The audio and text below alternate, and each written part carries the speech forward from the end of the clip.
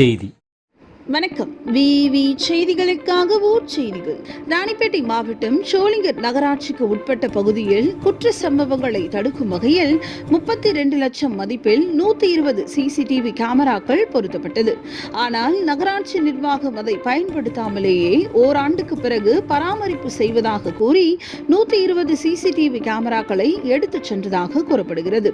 பல மாதங்கள் ஆகியும் இதுவரை சிசிடிவி கேமராக்கள் பொருத்தப்படவில்லை என கூறப்படுகிறது. இதனால் சோளிங்கர் நகராட்சியில் திருட்டு சம்பவங்கள் வாடிக்கையாகி வருவதாக பொதுமக்கள் கவலை தெரிவிக்கின்றனர். இந்நிலையில் பில்லாஞ்சி பகுதியில் பெட்ரோல் பங்க் பகுதியில் சோமசமுத்திரம் ஊராட்சி மன்ற தலைவர் அந்தோனி அவர்களுக்கு சொந்தமான டிப்பர் லாரி நிறுத்தி வைக்கப்பட்டுள்ளது. காலை வழக்கம் போல லாரி எடுக்க சென்ற போது லாரியில் இருந்த 15,000 ரூபாய் மதிப்புள்ள பேட்டரி திருட்டு போனது தெரியவந்தது.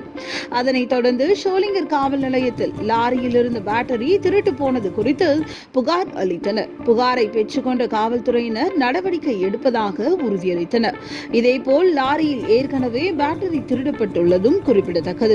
எனவே நகராட்சி நிர்வாகம் விரைவில் பராமரிப்பு என்று எடுத்து சென்ற சிசிடிவி கேமராக்களை விரைவில் பொருத்தி குற்றச்சம்பவங்கள் நடக்காமல் தடுத்திடவும், மேலும் குற்றவாளிகளை விரைந்து அடையாளம் காணவும் நகராட்சி நிர்வாகம் உதவிட வேண்டும் என பொதுமக்கள் விருப்பம் தெரிவிக்கின்றனர்.